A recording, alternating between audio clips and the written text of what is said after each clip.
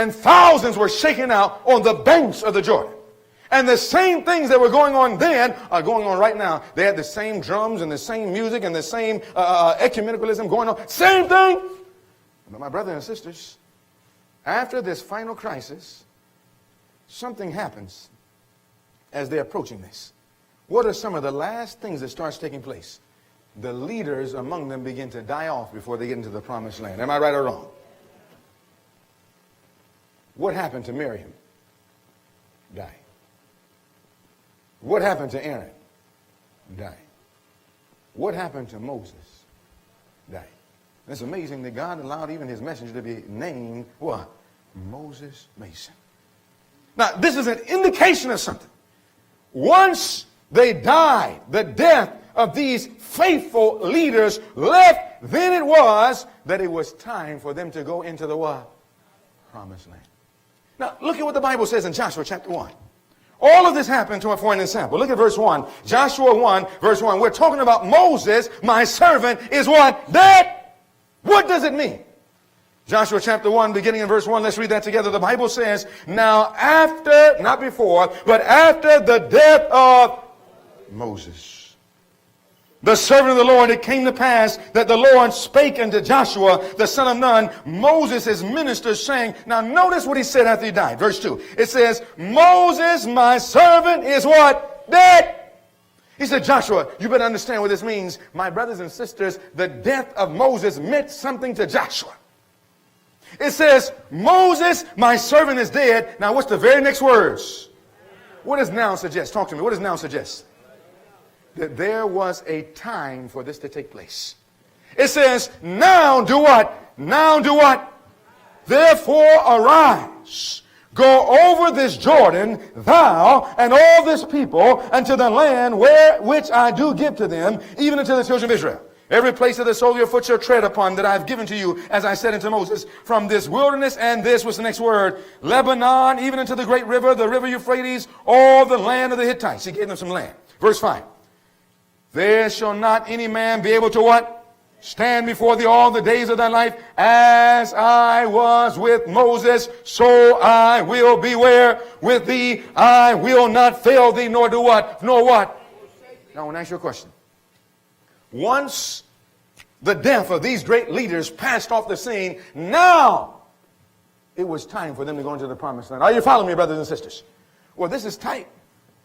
All this was written for examples. There's an antitype down here. Now, my brothers and sisters, when did we come out of Egypt? We came out 1844. Am I right or wrong? Just as God took the children of Israel out of Egypt, God took us out of the world 1844. Now, my brothers and sisters, God intended from 1844, it would take only a short time to finish the work. But the entire congregation did not want to embrace the message, and so God had to use two men. Just as he used Joshua and Caleb back then. Who was the names of the two men after 1844? Talk to me, somebody. A.T. Jones and E.J. Wagner. What year do we see them taking on this message in a marked way? Talk to me. 1888.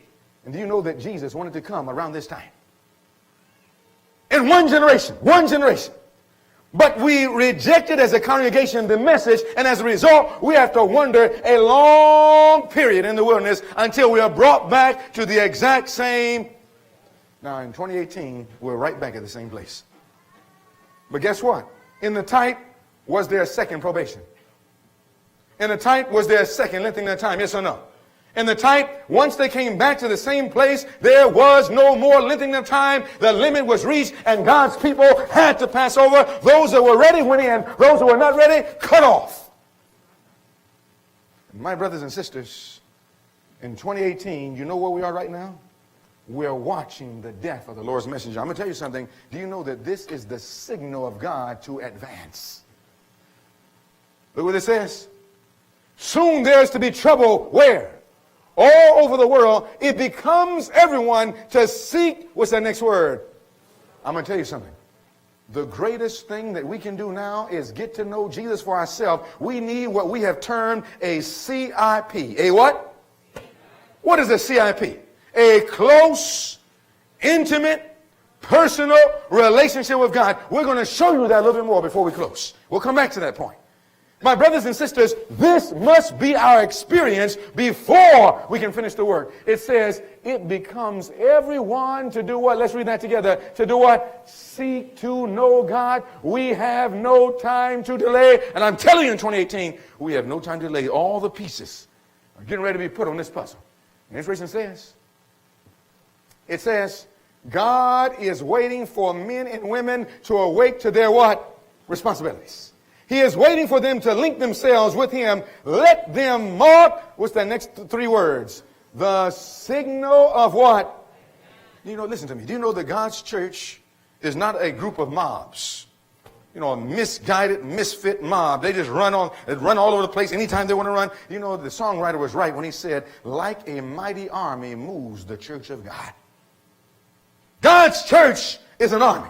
In fact, the prophet saw it in early writings 270 and 271. She says, during the latter rain, loud crying time, that God's church are going to move in exact order like a company of soldiers. Not in some helter-skelter, every man doing what is right in his own eyes, independent of one another. They're going to move in exact order like a company of... Now, if you know anything about the army or anything about soldiers, you will know, brothers and sisters, that they are highly trained and highly disciplined, and they move in sync. You know, when you have those special teams, the Navy SEALs, the Green Berets, the Marines, when you have these men that move in sync, do you know that sometimes they set their watches so that they can make sure that their missions are within the exact same second? They move in sync. Am I right or wrong? Yes or no? Now, my brothers and sisters, the reason why they can move in sync is because they have a general. They have a captain. They have a leader. Well, do you know that God, our leader, has given us a signal, and if we will follow his leading, we would be seeing today in the events of the present hour a signal of God holding out his hands and saying to the people of God, we must do what? Advance. We must go forwards. We cannot go backwards. And I'm going to tell you something. I don't care how many people want to go forward or not. If there's only one person and one family or one group, we're going to go with or without. God says he's able to save by many or by few. I don't know about you, but I want to go into the promised land. What do you say? Joshua said, we are well able to overtake it. Caleb said, yes, we can do it. And today God needs Joshua and Caleb that will have courage to go forward no matter how many obstacles or no matter how many hindrances. But in order to do this, we must know how. And the first step of how to advance is to recognize that you can only advance if God, the leader, tells you to advance. Has God given us a signal to advance? Yes or no? What was the signal to ancient Israel? What was the signal to Joshua? He said, Moses, my servant, is what? What is this talking about? Look what the prophet says. Volume 5, page 77. Watch the words of the prophet. Type, anti-type. It says, the patience of God has a what? Object. But you are defeating it. He is allowing a state of things to come, talking about into the church, that you would fain see counteracted when? By and by. But it will be what? Brothers and sisters, do you know that right now we're almost at the point where it's too late? When that national assembly law is passed, that is the limit. It will be too late. And God is trying to help us now. It says, God commanded Elijah to anoint the cruel and deceitful Hazael, king over Syria, that he might be a scourge to idolatrous Israel. Who knows whether God will not give you up to the what? The deceptions you love? Who knows but that the preachers who are what? Tell me something. Have we had some preachers that were faithful, yes or no? Preachers who were faithful and firm and true may be the last who shall offer the gospel of peace where? To our unthankful churches. Isn't that going on right now? Yes or no?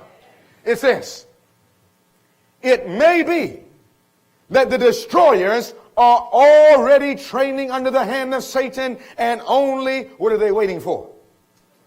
Only wait the departure of a few more standard bearers to take their places, and when the voice of the false prophet cry, peace, peace, when the Lord has not spoken peace. You know what it's talking about? It's talking about ministers who are stood for the truth. That when they fall through death, when they go down into the grave, their voice is no longer heard. That all of a sudden false ministers and false leaders stand up and they say, you know, that was a bunch of fanaticism. This is what's going on right now. It says, I seldom weep. This is the prophet. She said, I seldom weep, but now I find my eyes what? Blinded with tears. She couldn't even see what she was writing. They are falling upon my paper as I write. It may be that ere long all prophesying among us will be at an end. And the voice which has stirred the people may no longer disturb their what? When that takes place, there will be no more remedy. You know what happened in 2 Chronicles 36? They misused the prophets. They destroyed the messengers until the wrath of the Lord arose, until there was what? No remedy. That's the last thing that always happens before the limit is reached. In fact, look what the prophet says. First Thessalonians message is 1:22. Look what the prophet says. It says, the old standard bearers, what's the next word? Knew what it was to wrestle with God in prayer and to enjoy the outpouring of the Spirit, but these are passing off from the stage of action. How are they passing off? Talk to me, somebody. They're being fired, they're being retired, and they're being laid to rest in the grave right now. It says these are passing off from the stage of action, and who are coming up to do what? Fill their what? Places. How is it with the, what's the next two words? What's going on with this generation right now?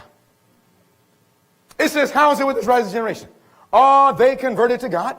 Are we awake to the, now you better circle that word right there. Are we awake to the what? We're going to come back to that because that's very important. Are we awake to the what? Work. It says, are we awake to the work that not was going on, but that what? Is going on in the heavenly sanctuary? Or are we waiting for some compelling power to come upon the church before we shall arouse? Let's look at this last part. It says, are we hoping to see how much? That time will never come. You know, I was at one place and a man said that he heard one of the leaders of our churches speak up and say, you don't have to worry about any Sunday law or study the Bible and knowing your warning. He said, you don't have to worry about that because we have already decided that when the Sunday law is passed, we will send you a WhatsApp.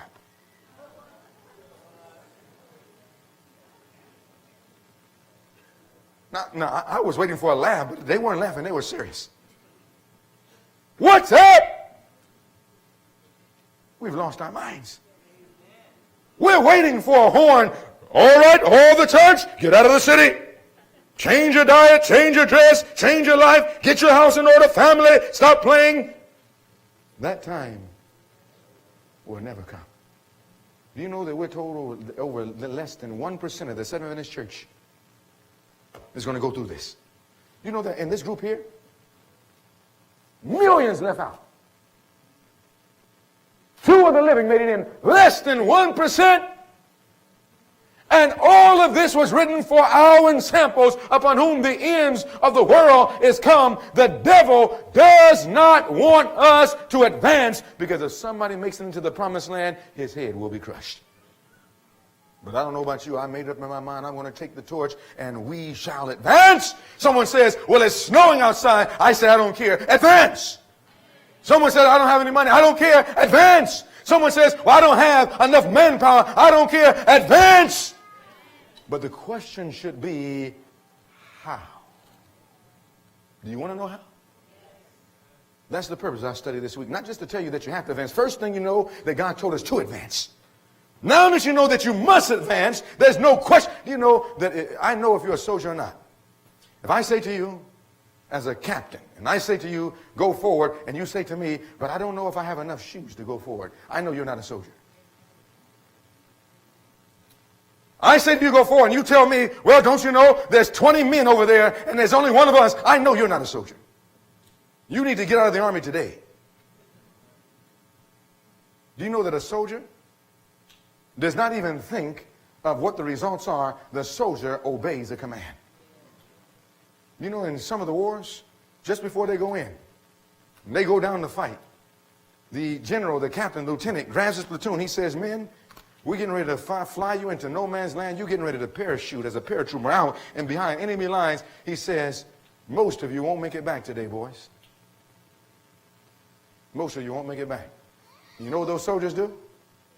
They say, yes, sir. Yes, sir. They enlisted with their life. And my brothers and sisters, this is not a joke. This is not a place, a pulpit. It's not a place to play, to make a name. My brothers and sisters, God needs leaders that will have love for souls in their mind so that we can go forward and not backwards. And the question is how? How are we going to do this, brothers and sisters? Number one, we know that God has given us the signal to advance.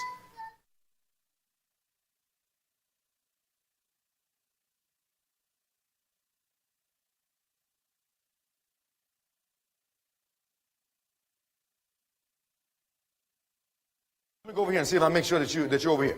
What is the second thing they must understand? They must understand not only that they must advance, the signal to advance, but they must understand their what? True condition. Praise God. Now, my brother and sister, this says, speaking of this advancement, they must make, here's the church of Laodicea. It says in volume 4, page 87, let's read this together. Not some of the hope. It says what's the next word? Only hope. The only hope for the Laodiceans is a clear view of their standing before what? A knowledge of the nature of their disease. In other words, brothers and sisters, you and I are sick right now with a disease, and in order to advance, we must know the nature of the disease we have. You know, but I'm going to be honest with you. If you're sick, you really don't want an analysis. And if you're sick, you really don't want a diagnosis. Am I right? Man has cancer of the prostate. A woman has cancer of the breast. All of a sudden she goes in, she's afraid. She don't want to go in because she knows that she's been hurting. There's been pain. There have been problems. The man, he recognized going to the bathroom, there's problems, and he fears what the analysis might bring. He fears what the diagnosis may say, but let me tell you something. You can never solve your problem unless you have a correct analysis. And so, but despite the fear, anytime you go through an analysis, it's always uncomfortable. Anytime you go through a diagnosis, it's always uncomfortable. But in order to advance, it's going to be inconvenient. Do you want to advance, yes or no? Because we can never advance unless we understand what our true condition is. Do you want me to really tell us, uncut, what our true condition is, yes or no? Yes. Are you sure? Yes. Now, we don't always like when we hear what our true condition is. But we've got to understand it in order to be able to go forward. In fact, inspiration says, we must have a knowledge of what? This is Christ Object Lessons 158. We must have a knowledge of ourselves, a knowledge that will result in what? Contrition. Humility. Before we can find pardon and peace. It is only he who knows himself to be a sinner that Christ can save. We must, what's that next word? Know our, what's the next two words? Real condition, or we shall not feel our need of what? So if we're going to advance, as Laodicea, Seventh Adventists, in the remnant church, we've got to first understand not what we want our condition to be, but what condition are we in right now? Does that make sense? Now, my brothers and sisters, if you start going through and you study this, what do you think they're doing right there? Talk to me. What do they think they're doing? Analysis. They're looking at what else do you think they're going to give? After they make analysis, what else are they getting ready to give? What else are they getting ready to give? A what? Diagnosis. And then what can they give? A remedy. Now, if you don't really understand the malady, you can't really understand the remedy. Let's say it together. If you don't really understand the malady, then you can't really understand the remedy. So my brothers and sisters, if we're going to advance, we must understand the signal to advance. We must understand our true condition, and we must understand what condition that is, and in one word, the condition that we're in as Seventh Adventists is that we're slaves. We're what? Slaves. We're slaves.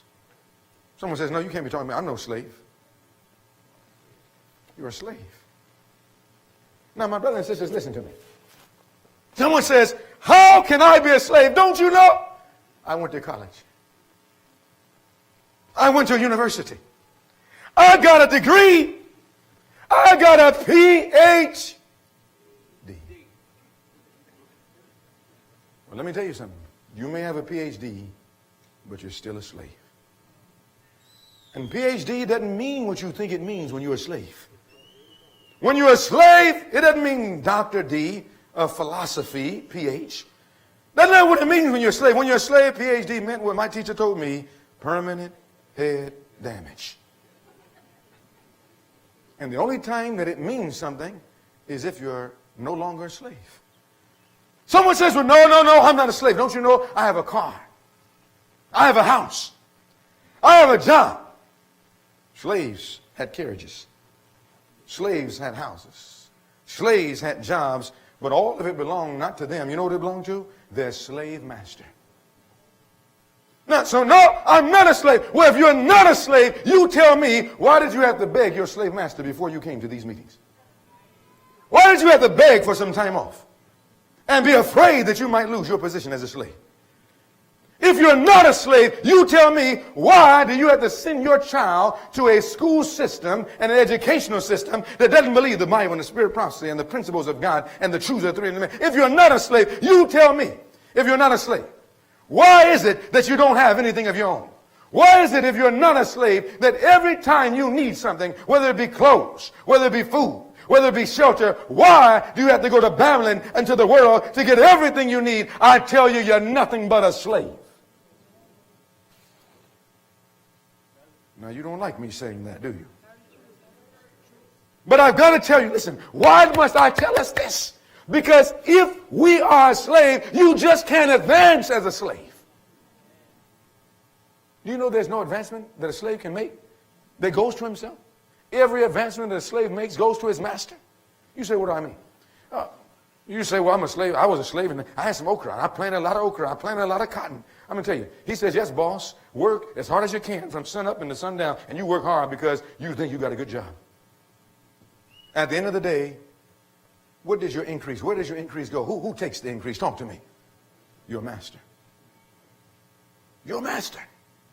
My brothers and sisters, no matter how much business, no matter how much economy, no matter how much finance, whatever he does, no advancement as long as we are slaves.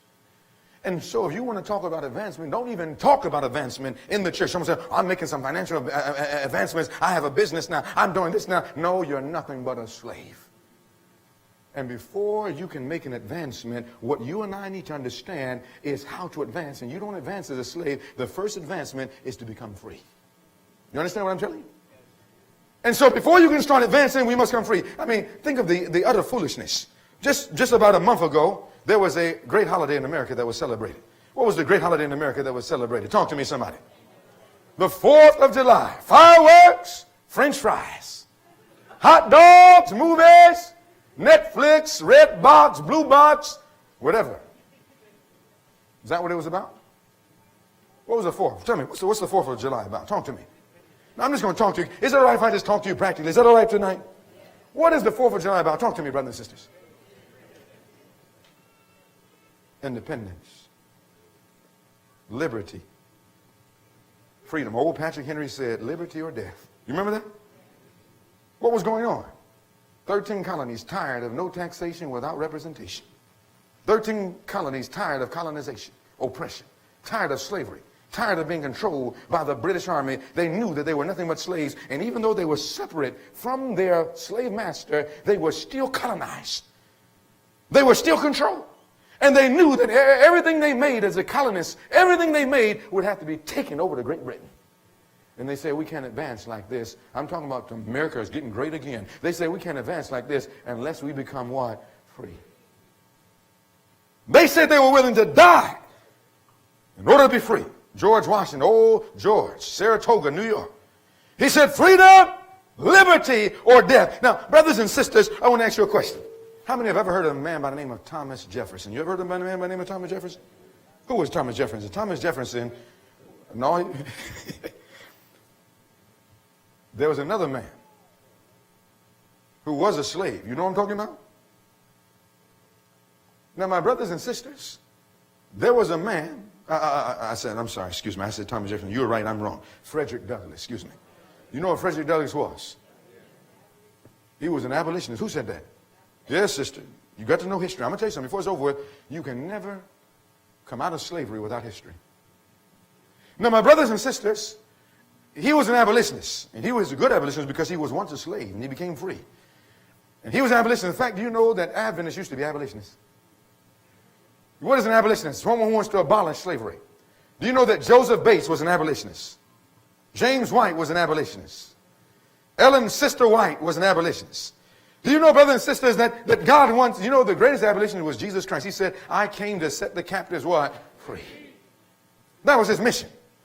Now, my brothers and sisters, I want you to understand something. He wrote a paper and a speech going all over America trying to destroy the institution of slavery. There were people, white, black, brown, and yellow, all came together to try to destroy that terrible institution. Now, my brothers and sisters, one of the speeches he wrote was called, What Does the 4th of July Have to Do with a Slave? Now, he used another name, but I want you to understand.